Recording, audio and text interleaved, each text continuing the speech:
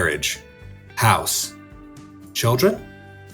For a very long time, the choice to have children in a marriage felt preordained. It was what one did. Couples that would not have children rarely did so by choice. But not every couple decides that this is the course for their relationship. Our couple today entered into marriage not knowing what they were going to do when it came to this monumental decision, and ultimately chose a life of abundance together without children. What happens when a couple invests all that time, energy, and resources that they would spend on children into their relationship instead? I am your host, Trevor White, and this is Marriage Stories.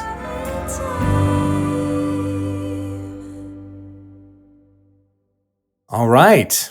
This week on Marriage Stories, we are lucky to be joined from the Aloha State by Jim and Lori. Welcome, Jim and Lori. Hello. Hi. Hey, Trevor. Hi, thanks so much for being with us this week. So our audience is excited to meet you. Who wants to introduce who here?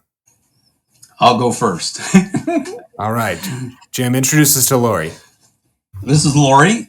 She's my lovely bride of 33 years. 33 years tomorrow. Nice. Happy anniversary. Why, thank you. Thank you, Trevor. She grew up in Riverside, California, and is an RN. And most of her career, she's been a school nurse, but she's done other things as well. And when we moved to Hawaii 5 years ago, she went into home health care. And just recently, she started doing school nursing again. She has some very fun hobbies that include knitting and sewing, which she loves making things for other people. And we have some things around our house as well that we sleep under a blanket that she made. And I know that you have some things of hers as well. So yeah, we should, at this point, we should acknowledge I'm your nephew. All right. We're related. And one of our favorite nephews. Yeah. At least in the top 5. The top 10. Yeah. So yes, I do have a blanket and my son has a blanket, and unfortunately, well, actually this is the one you made, Jim. Yes. Unfortunately, recently he said it's a little too spiky for him. So I think I'm sure you'll get to work at fixing that I soon. think he will grow into the spiky and maybe even spiciness of. Yes. So Jim, you're saying Lori's gets excited about knitting, sewing, anything else that gets Lori going? Oh, boy. We're not talking about that. Boy, now put me on the spot. I threw out the 2 things that I was sure of. I've been practicing for a week.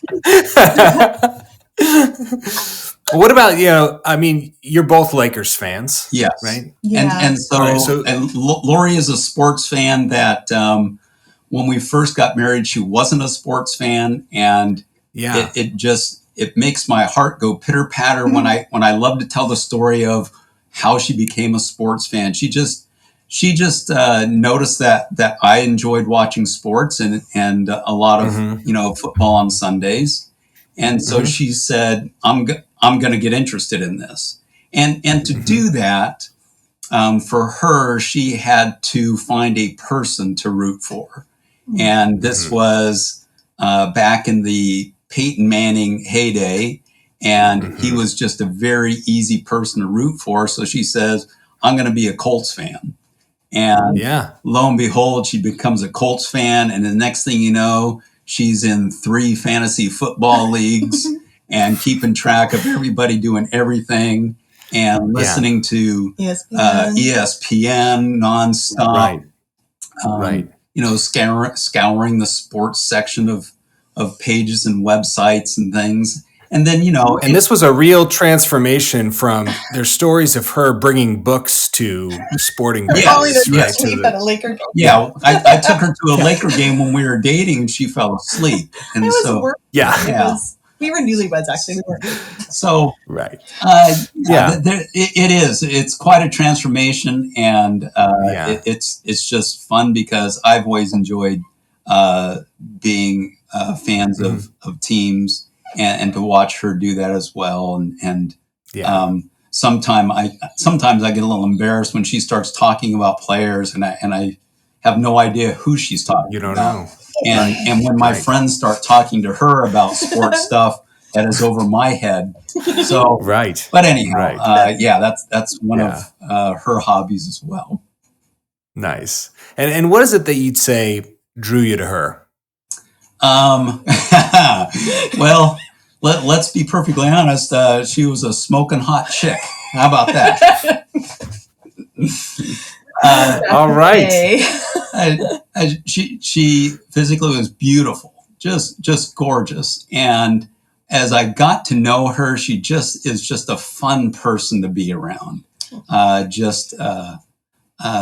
Fun. She's got a great sense of humor that she, first of all, I think enjoys most laughing at me, and then she'll be willing to laugh with me.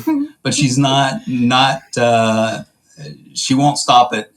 She'll laugh at herself as well. She knows when something funny happens to her, she's willing to laugh at herself. And so she has a fabulous sense of humor. And one of my favorite stories that I like to tell people that she probably doesn't know, I tell people, when we moved to Hawaii, we live on a street with not very many people, and there's only a couple kids. And at Halloween, for our own guilty pleasure, we bought a big bag of snack size candy bars, for the 2 kids that are going to come trick-or-treating at our door. And so we probably bought them a week and a half before Halloween, and she's off at work and I'm home, and I think, okay, you know what? I'm going to sneak one of these things. So I go to the bag, and lo and behold, the bag's open. And so I can tell that there's some gone. And so I send her a text. I said, something's wrong with the bag. I think rats got in it. I need to find the receipt to take it back to Target where we bought it.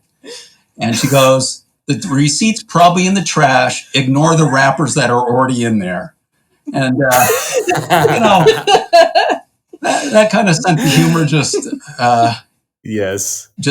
draws me to her even more. Absolutely. Wonderful. So Lori, is this a fitting introduction to you? I think so. Sadly is honestly, after we moved to Hawaii, I am not as much of a sports fan. We do not get ESPN radio. So that's tough. Yeah, it is. That's really sad. Yeah. All right. Your turn. Okay. Introduce Jim. Well, this is Jim, who is my handsome husband of almost 33 years. And Jim retired from teaching about 5 years ago when we moved. What did he teach? He taught high school math. And, one of our fun little stories is that Jim was teaching high school math when I was in high school, but not the same high school. So Jim has been retired, moved here. We're on a street with very few people. And so Jim has established more hobbies, I think, since we moved here. He's become somebody who works with wood. He's a he made some furniture, some chairs in our front yard or front lanai. And he also has taken up cooking, mostly ice cream. Hey, that's an essential food group. I think you guys had some ice cream when you guys were visiting. We have, yes. And which is kind of nice because our neighbors just love the ice cream, and Jim will make batches of ice cream and share them. Everybody at Christmas gets ice cream. And I mean, wouldn't you want to be in a neighborhood where somebody would bring you ice cream? I would, yeah. And that sounds great, especially in Hawaii. Oh, yeah. Jim is an avid golfer, and he's definitely a sports fan.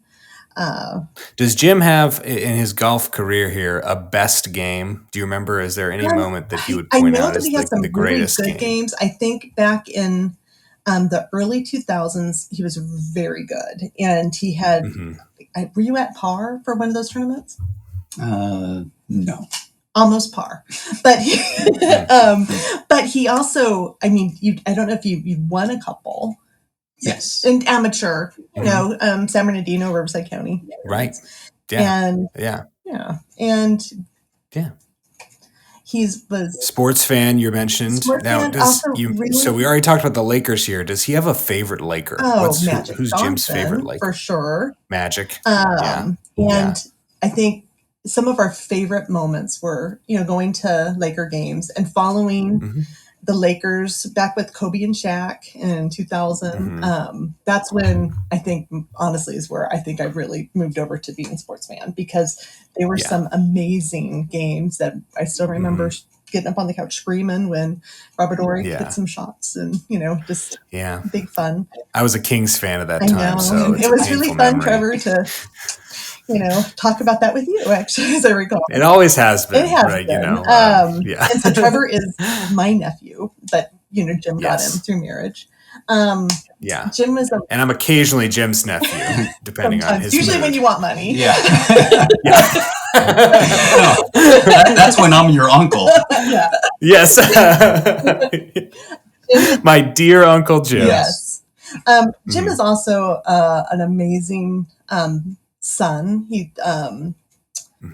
Was very close. He's very close with his mom and is very close with his dad before his dad passed away. And gosh, what else? He has a fabulous sense of humor.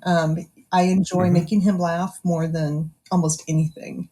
This gives me a great feeling when he's laughing with me. And Jim is my best friend and has been for all of our married lives, and person I want to talk to first when anything's going on. And what was the first moment you remember being attracted to Jim? I know it was back when I started going to the same church he was going to, and I just remember going in the evenings to the church and trying to sit by Jim because he was so good looking. And and also he was on a softball team, and I would go and watch the games and keep score. And he was always somebody I really enjoyed being around and flirting with a little bit, but I was, a bit younger, and it probably wasn't somebody you would consider flirting with back when I was. It would have been very inappropriate. When I was 16 or 17. And Lori is 8.5 years younger than I am. Yeah. So there's an age gap there but we started dating at the appropriate time. When I turned 20. Almost immediately after I turned 20. And we got married when I was still 20. So so we started dating and pretty quickly I think fell in love and got engaged and got married. I was in a place in my life. I just was in my last year of nursing school to get an associate degree in nursing. And so I look back and think, what in the world? We were so young. And well, you were. I was. Oh, so very true. I was at a place that I was ready to start my career as a nurse, but I look at 20-year-olds and think, what in the no way. Right. Yeah. But they would. Yeah, it's kind of interesting because, Jim, you got, when y'all got married, you were a little bit like the average age, of a male getting married. I don't know. What's the average age? Obviously. 28. Oh, so you were so 28. Yeah, I was 29. Yeah, you were right there. Or was that 29? You're above average. I mean, you've always been above average. Yes, well, that's my goal. Yeah. but Lori, you were much, younger than the average age. And that age gap, how did that, for some couples, that can be a challenge. How did that play into your early relationship, the early parts of your marriage? Because we knew each other when I was younger. I mean, Jim's best friend was my youth pastor from the time I was in sixth grade on. And so I remember Jim back in those days. And when we made that transition, which was like between a summer, from when I was 19, I went away to work at a summer camp, and Jim wrote me letters during that time, just a few little silly letters. And you were just born, Trevor. There were some pictures of you in these letters. Hey, you were a newborn. There we go. And I've always been a pivotal part of the relationship. You were so pivotal in our relationship. But when I got back from camp, there was just a different tone. And we acknowledged it probably soon after we started dating that, this could be weird. And I know Jim spoke with, his good friend Kumi to see, okay, is this going to be an appropriate age difference? Yeah, and honestly, Kumi said no. there was something different when she came back from camp, because when she left, she was, and I'd known her for quite a while, and so she'd always been young, but you grow up at some point, and here she is in nursing school, and she is at 20. She was much more mature than I was at 28 and 29, and so it was a good fit, so you talk about the age difference, and I wasn't sure because like Lori said earlier, I was teaching high school when she was still in high school, and and we knew each other, but there was no attraction and even no thought of it. But when it became something that I looked at Lori and said, okay, this is something I'm interested in, I asked my best friend, I said, what's the youngest person, that I should be able to go out with? And Lori had just turned 20, and he said 23. So right then it's like, oh no, because he honestly thought it was somebody else I was interested in. And so then when I finally broke it to him, his eyes lit up and he goes, oh no, that's fine, because he knew Lori's quality. And that she was a very worthy person to be interested in. So, but yes, it was awkward because we had known each other for so long. But the age difference thing, I don't think, except for those few moments, was really a big deal. Yeah. And we had, my family knew Jim sort of, and your mom, I think, had seen me. I don't think she ever really met me much. But the people around us, like with our church families, were like, oh, this is great. Except there's a couple that didn't think I was quite good enough for you. Oh, and there were several people that knew I was not good enough for her. Yeah, that I would have no chance. So we proved them wrong. We did. Yeah, you had haters, as the young people say. So we get married, and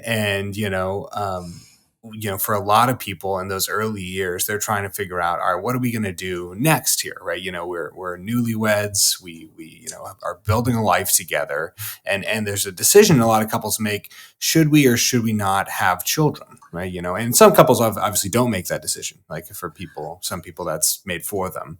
Now, what was this like to approach this topic? Well, at the very outset, when we started dating and started talking about marriage, and the thought of kids came up, I said, let's not think about it for 5 years. Let's not make a decision for 5 years. More than thinking about it, we wrote it out. Yeah, we wrote this down, mind you. We were this down in line at Hunt for Red October when we had this 5-year thing. I remember this story. I remember Hunt for Red October. And I think Jim still has the yellow legal pad with red felt tip marker that Lori and Jim, we won't make a decision about kids for at least 5 years, and that as long as we're together, I will not have a cat. So those were the two things that we. Kids. I'm not. Would you call this a prenuptial agreement? This was kind of like a prenup, in a way. Well, that'll be your next podcast. Couples that don't have cats and why. Yes. Yeah. So no cats. There's still a chance that a cat may come into our lives, but right. We'll see. So we agreed to this for the first 5 years. Now, internally for both of you, what were you thinking? Like, what was going on in your mind at that time? Oh, we will definitely have kids. Yeah. That was your thought, Lori, that we're going to have kids eventually, for sure. Yeah. For me, it's funny because when I think about coming up with a decision, I never look back and go, you know what? I always expected we'd have kids, or I never I just really never stopped to think about it. It's just, life is going on one day at a time. And as much as I plan for the future of several things, financially, I always plan for the future. I never thought about future with kids or without them, and neither negative or positive. So to hear Lori say, she knew we were going to have them. I didn't say one way or the other, or didn't really concretely think one way or the other, yes or no. But I also knew that we wouldn't do it unless we were all in. Yeah. Mm-hmm. And Mm-hmm. for sure. And some part of this decision making, I think for either even for or against, Jim and I, mostly Jim for a long time, and then me later on, had a role in caring for his dad who was disabled. And that was, something that I came into the marriage knowing that was going to be part of our marriage is his dad. And we lived close because of it. And that's a reason that we stayed in Southern California for as long as we did before we moved, was so that we would be able to be nearby Bo and provide some help.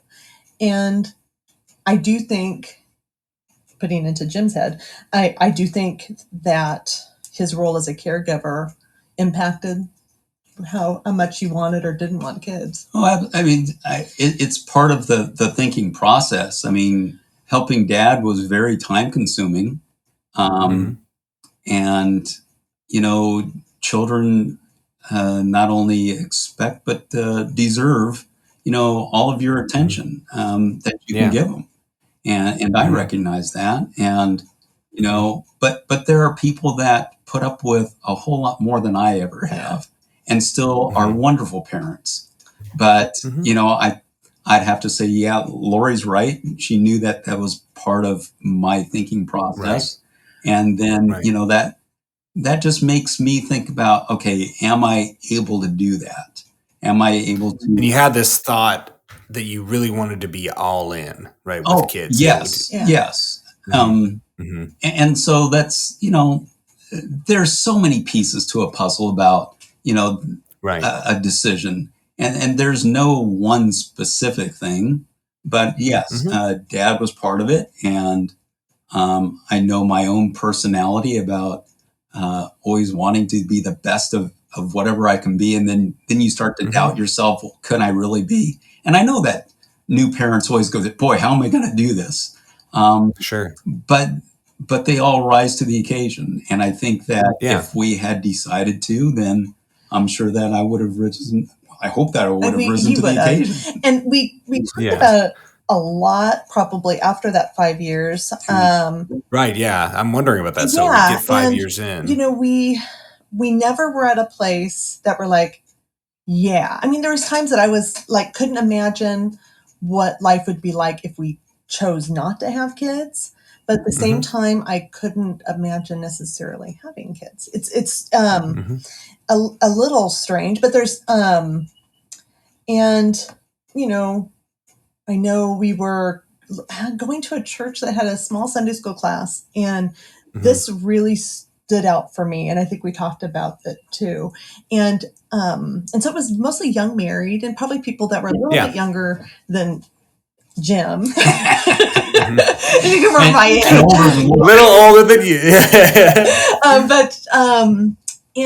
Sharing a prayer request, and this couple, and a man was he was heart sick and heartbroken because they hadn't been able to have a second child, and just the pain in his heart and his voice, and as he was sharing it, it was heartbreaking. And I remember very vividly going home saying, I don't feel that passionate about having children, that I'm to a point that I would be heartbroken. It was more, this is sort of what is expected of a couple in a stable marriage, in a stable home. It's the next step.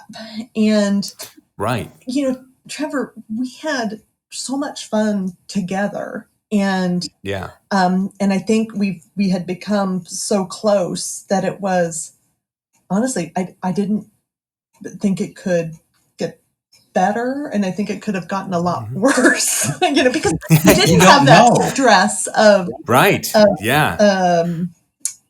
with kids. And so there was times that I was like, I really, really, really think we should.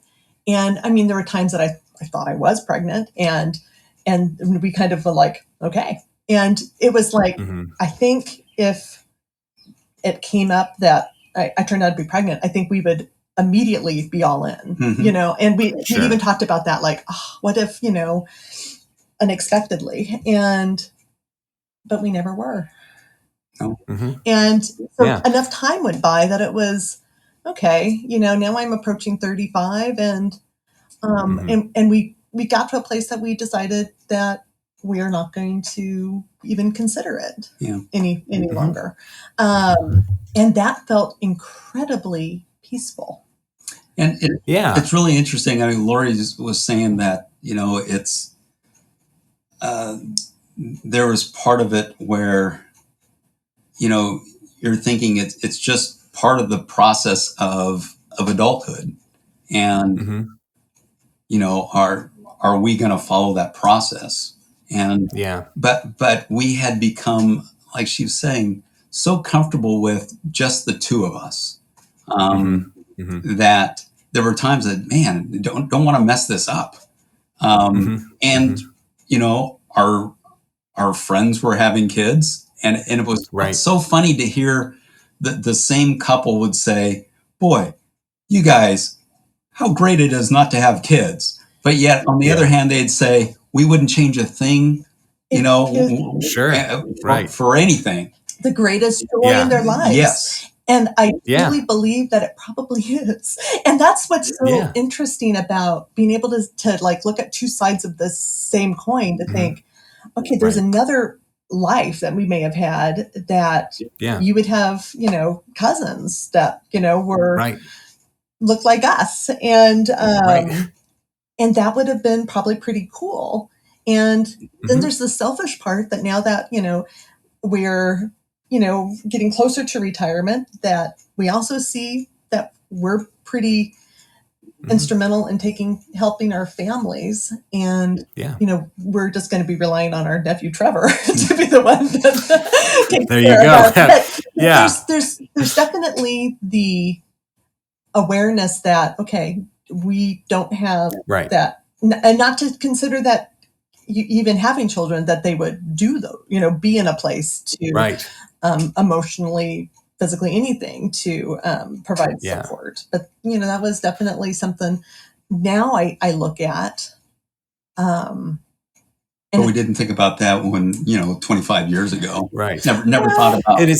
It's the thing I'm curious about is, like, nowadays, a lot of people, there's a lot of younger people that are getting married and very consciously choosing not to have children. Cost of living, various concerns people have about, having kids, reasons why they're choosing not to have children.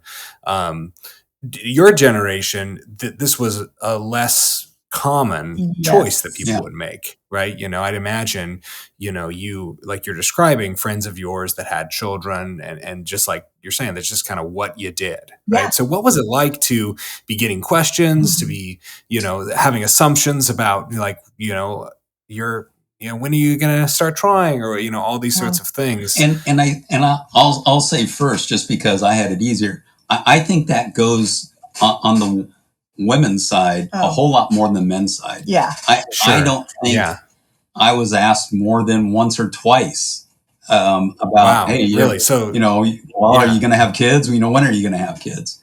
And yet I'd hear all the time from Lori, so-and-so asked, when are we going to start having kids?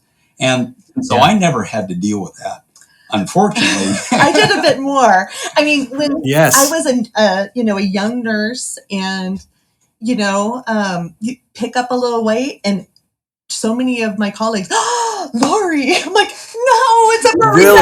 It's burritos. It's a burrito.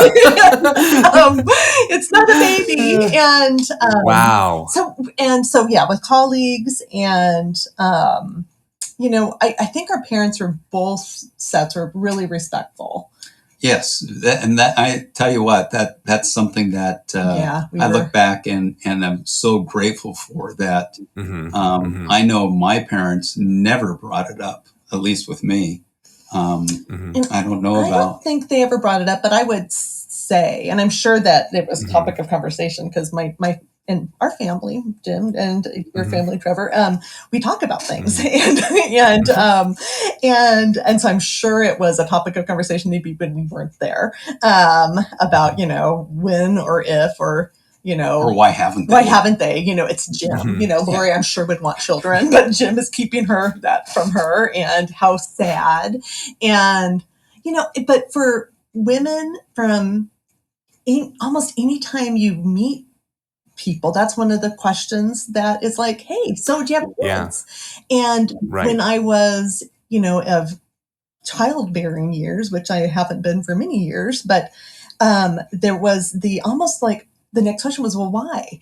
And this was, I gotta think, I'm so thankful that for us, it was a choice. And for a lot of people, it's a heartbreak. And that people are having to answer time after time. You have a go-to get your hair done with a new person cutting your hair. And that is what we're talking about. And the worst was after we had chosen that we're not going to have kids, I had a healthcare provider that was a nurse practitioner that was asking about it. I said, we chose not to. And she just like, well, that's a really interesting and selfish choice. And I was like, are you kidding me?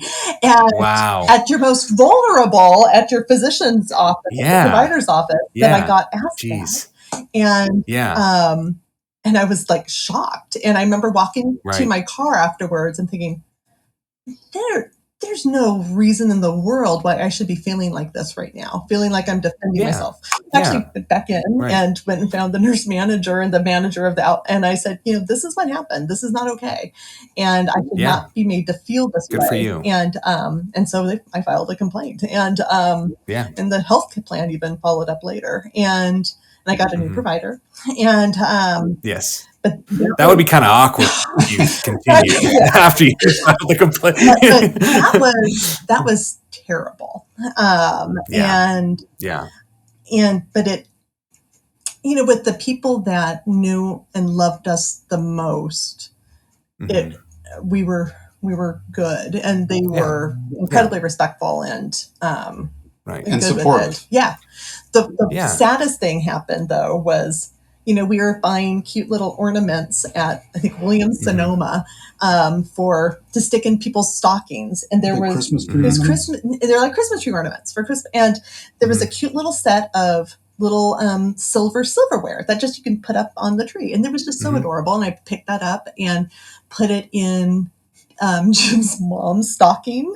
And she pulled it out and she was like, oh, what does this mean? And we're like, it's a Christmas ornament. Oh no. And so we saw So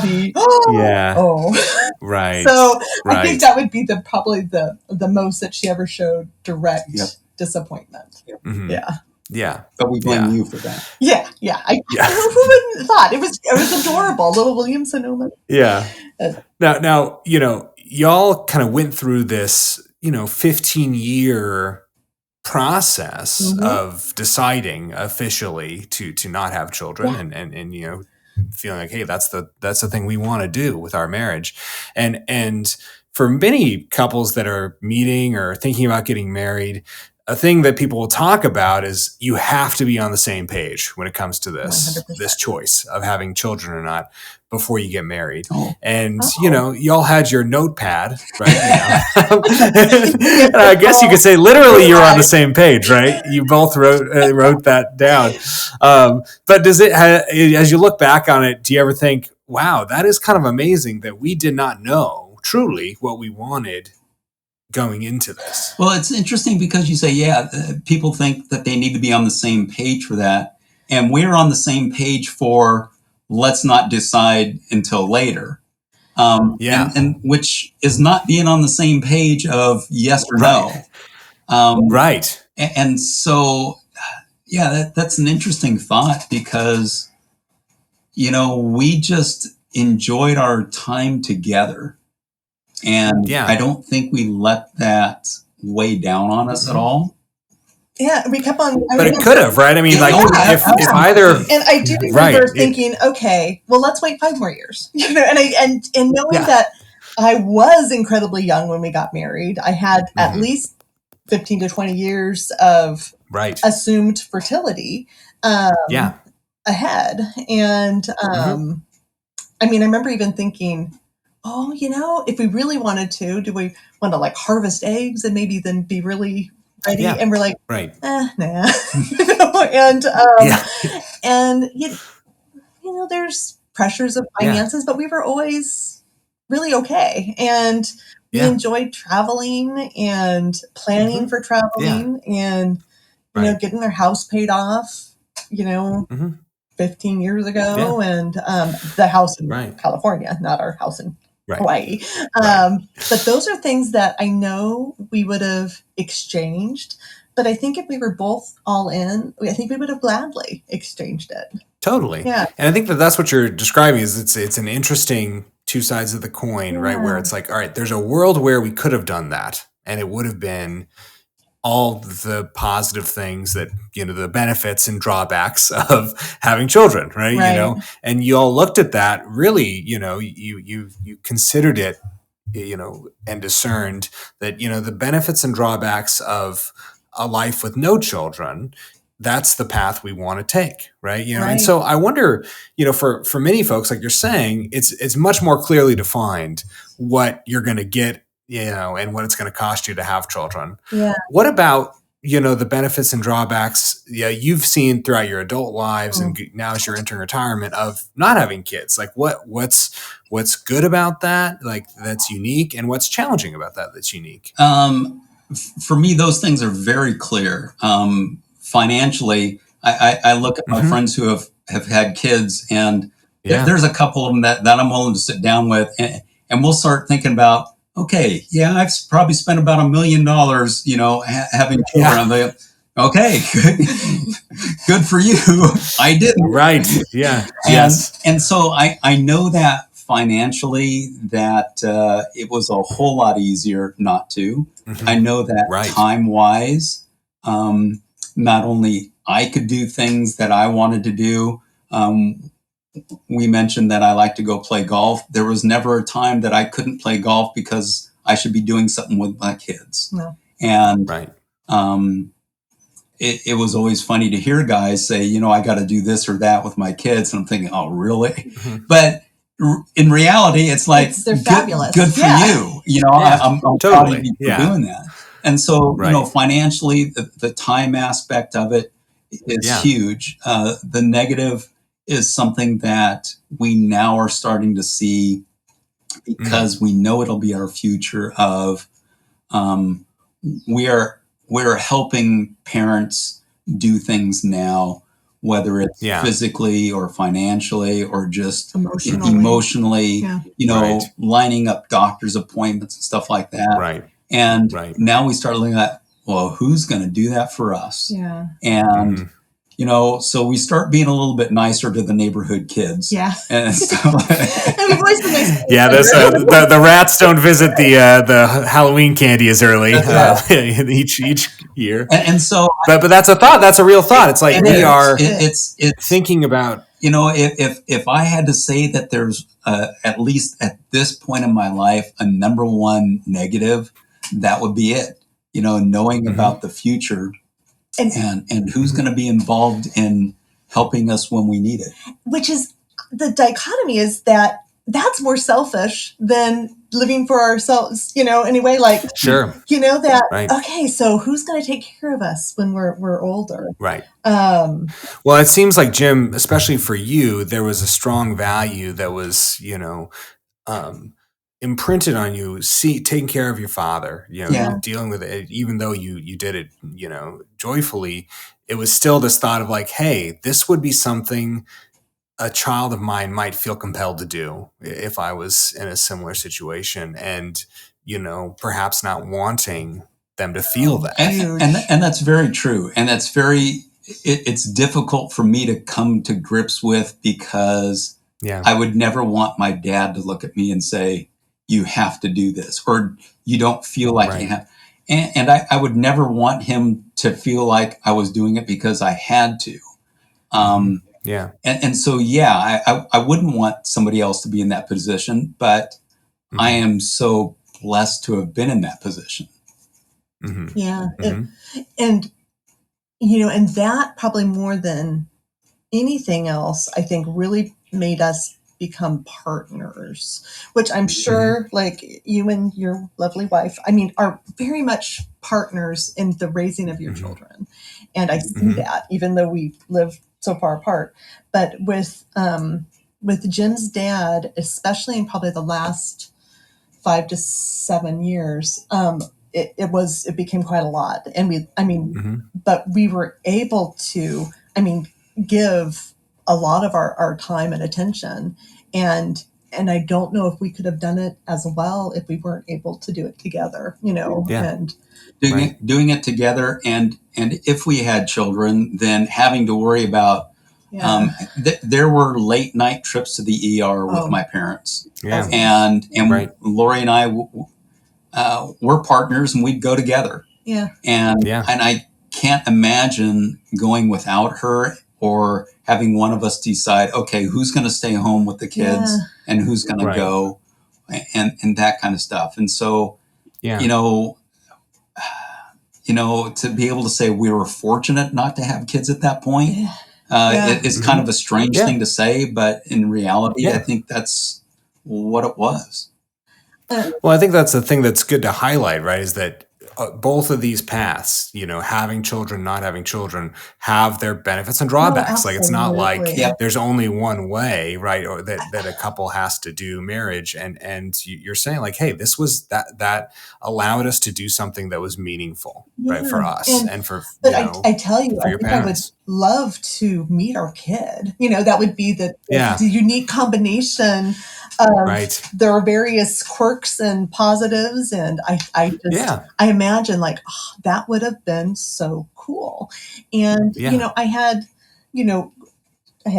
5 nephews. Is that how many nephews I have on my family side? And then we have 5 on your family side and a niece. And they were parts of our lives. But I tell you, even though we don't see them much, I think Jim and I both had just a different experience when our nephews started having kids. It just felt different seeing this, our great nephew and then niece, nephews and niece. And I gotta think that's a tiny glimmer of what grandparents feel. And that generation removed, we were at a different place emotionally to just like be in awe of, these kids we see grow up, become parents, and they're amazing children. But it's funny to think about it if you're one of the people that believe in the parallel universes. The parallel universe that has Jim and Lori, and they decided to have kids. What would have that like? Right. And we think about it every once in a while. What have it been like? Totally. And my first thought is, boy, it sure would have been nice to have somebody else mow the lawn for me instead of me doing it.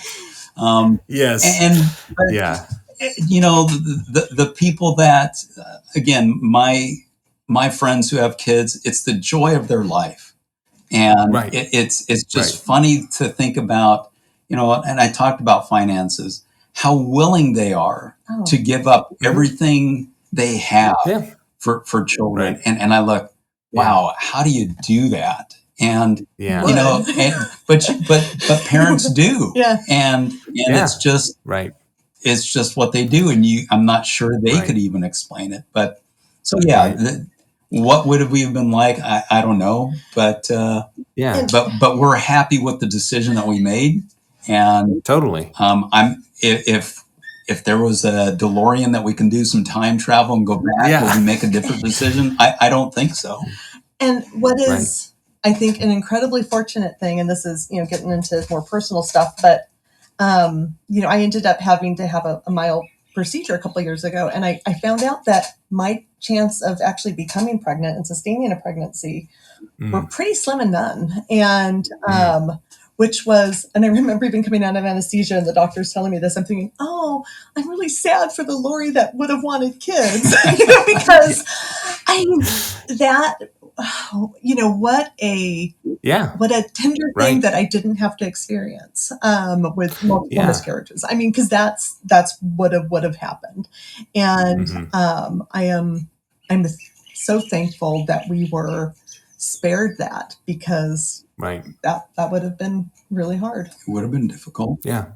But it is fascinating though, right? That y'all went through a process, and it doesn't seem like it dominated the early part of your marriage, but it was a thing you were thinking about and talking about, and ultimately it might have, not been possible. Yeah. But I know made the choice. But I know I can't say a fact, but I know that if we weren't able to physically, then we'd still have kids. Yeah. Adoption, just in what I've seen in my life as a high school teacher, and seeing young kids having kids and kids going up for adoption. Adopting it is a fabulous thing. Oh, and I've got friends who adopted kids, and to see that the love that they have for them is absolutely no different than their biological children. Yeah. That's always an option that shouldn't be looked at as, it's a secondary choice. It's not a secondary. It's a choice that, if you can't do one thing, you can still have kids. And I would encourage it greatly to anybody who is wanting to have kids. Yes. We didn't. Right. So. Yeah. Or fostering. Yeah. I mean, fostering. Totally. That would be, but again, it's not something that we had to experience. But you never know. I mean, something could happen that would change that. Even with just don't know if things would. Who knows?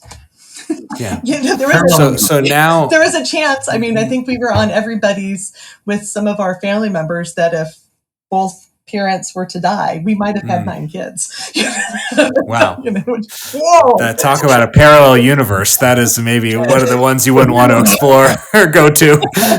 Bill's going down. So now that you're at this point here, where you've lived 33 years of marriage, how would you say your relationship has benefited from the choice you made to not have kids? How did that help your marriage? Well, I'd have to say that it's not divided, and so I don't have to. And this will come out wrong no matter how I say it, but I don't have to devote any energy to somebody else. I can devote it to Lori. And of course she'll say, how about devoting a little bit? But, when are you going to start? Part of the day. But tonight, you think about it, if there's issues our marriage isn't a perfect one. I'd say it's a great one, but it's not a perfect one. No. And there are times that things don't go well with us, but we can always focus on each other at this point, and we don't have to worry about, another variable in the mix. And so for me, I'd say that's where the benefit is here. Yeah. And because we have been able to just be focusing in on each other and kind of what would make the other person happy, and what were things that we want to have ideas to plan for, that we can, which we really enjoy traveling still, and things that we intend to continue doing. But there was something that had gone through my head that it's gone now. Yeah, hey, that happens. If you had kids or not, that would still happen. It was going to be one of those nuggets that probably you would have been able to put at the title of your book. Sound bites for years to come. Well, so speaking of titles, this podcast is called Marriage Stories, and I like to think that every marriage is its own unique story, and so what would be the title of yours? What's the title of your marriage? I'm gonna cry. Oh no! I'd say the title of my book would be My Best Friend. I was a high school math teacher, and I'm not good with doling out great advice to kids about life, because I taught math, and so when kids would come in and boyfriend girlfriend issues, and I just roll my eyes and go, yeah, well.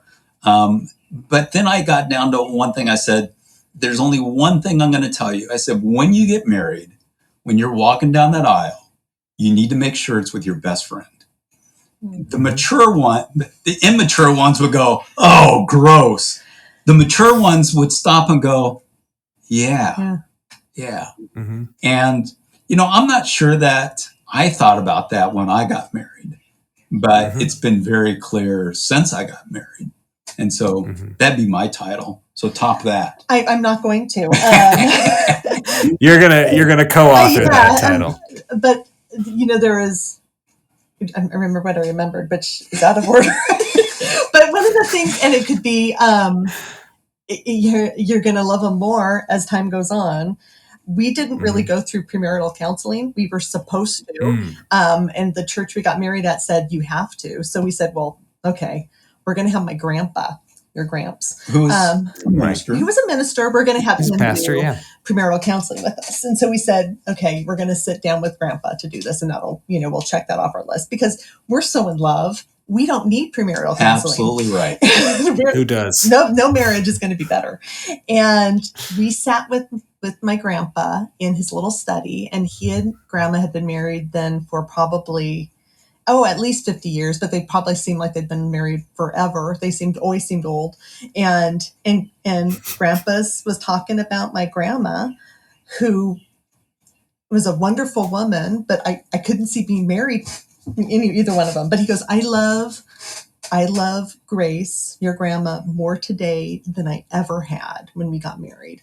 And we're like, yeah. I remember rolling my eyes at that, thinking, right. And then one of the tenderest things that Jim said to me, I don't know if you remember it, but we were actually walking to Staples Center to go to a game, and just, I don't know, talking about marriage or something. And he goes, when your grandpa said that, I said, no way. But he goes, I do. I mean, I love you so much more now than I did then. And I'm like, oh man, no, I love you too. But it took that. It took that. Yeah. No, but it was true because we're now more fuller people. We know each other fully, which, when we were engaged for 3.5, 4 months, 5 months, we didn't know each other. We just knew that we loved each other, and we had a lot of the same values and beliefs and some of the things we wanted. But yeah, I mean, I think my love then compared to our love now is nothing. Yeah. Well, this has been a wonderful conversation. I think hopefully it'll be helpful for people, that they're deciding to have children or not. Certainly it'd be interesting. And I think you do a great job of illuminating how, hey, there's a lot of paths here, right? There's a lot of choices that you make along the way that lead you to where you end up. And, it's not necessarily like right or wrong. It's just, you got to go with your instinct, what feels right to you and what feels right in your relationship. And y'all have done a good job at that. So thank you. And I can attest to it, obviously, as your nephew up close. I was there when you got married. Yeah, you were. I've been there you could say I've been there the whole time. You have. Yes. You were part of our game. This is like the end of The Shining when Jack Nicholson, they show him in the photo at the overlook. So thank you so much for joining us today on Marriage Stories, and looking forward to talking to you probably at Thanksgiving. Yeah, or Christmas. Yeah. Yeah. Thanks, Trevor. All right. Where goes the time? Thank you for listening to today's episode of Marriage Stories. As always, I am your host, Trevor White. Production of this episode was done by Gabe Martinez. Music provided by OK Carroll. Our website, where you can find all of our episodes and sign up to receive new episodes direct to your inbox, is launchtoland.com. Once again, that's launchtoland.com. Feel free to follow along on all of our social media channels at LaunchToLand, as well as our YouTube channel. Starting your own marriage story? Head over to launchtoland.com and check out our premarital counseling video series with host and licensed marriage and family therapist Trevor White. This comprehensive series will prepare you to take off in the marriage you want. Listeners can use a special promo code PROLOGUE to get 15% off your first purchase. Once again, that is promo code PROLOGUE to get 15% off your first purchase. Enjoying Marriage Stories? Please subscribe, like, share, tell a friend, and leave a 5-star review. And as always, be sure to join us next week as we take another marriage story off the shelf.